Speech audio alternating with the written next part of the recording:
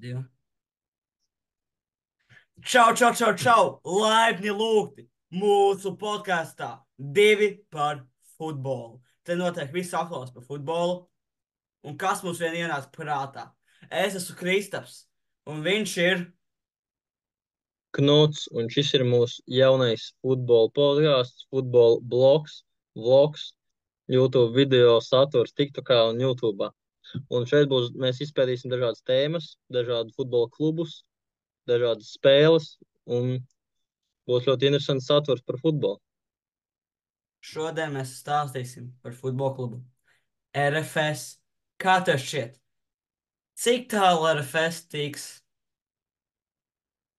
Manuprāt, Eiropas līgā viņiem varētu sīvas spēles pret turpmākajiem pretiniekiem, kas būs Anderlecht no Beļģijas un PAOK, kas ir no Grieķijas, ļoti stipras komandas, bet pret viņām var spēlēt. Ja RFS parādīs labu sniegumu, spēlēs saturīgu spēli, laba aizsardzība, labs uzbrukums, laba pussargu darbība, tad arī rezultāts varētu neizpalikt. Un arī virslīgā viņiem tagad sezonas izskaņa iet, un, ja viņi savas spēles pret zemākā ešalona komandām labi nospēlēs arī kvalitīvas spēles, būs punktus, tad arī čempionu tituls viņiem principā jau būs garantēts. Protams, man personīgi šķiet, Eiropas līgā būs sīvi mači. Mēs nevaram visu domāt arī pozitīvi. Domājam par zaudēm un par neizšķirtiem. Neizšķirti ir labi, bet var būt labāk. Uzvaras mums gan jau būs, bet zaudas iespējams arī. Virslīgā čempionu tituls man šķiet, ka ir diezgan garantēts.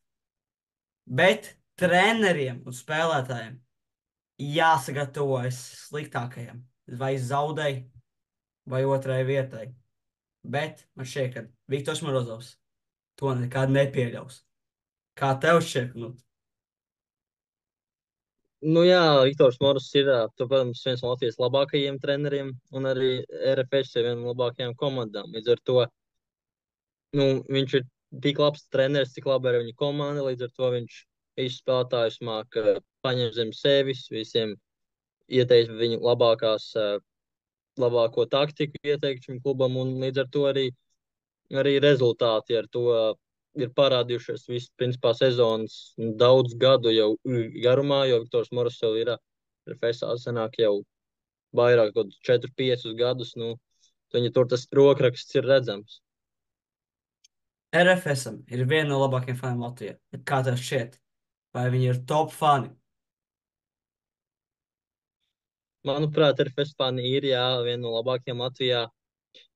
Ir arī citas komandas, gan virslīgā, gan Akons līgā, arī otrajā līgā, kur ir mazāks pilsētas, vairāk tāds lokāls patriotisms, arī vietējās pilsētas atbalsta savus klubus, bet RFSam ir tādi, manuprāt, tomēr viņi varētu būt tādi, teiksim, reāli viena no lielākajiem faniem ar visvairāko fanu skaitu, ar visvairāk, arī viskaļākie, principā, viņiem ir, viņi tiešām ir aktīvi un var just, ka viņi visi dzīvo līdz tam klubam.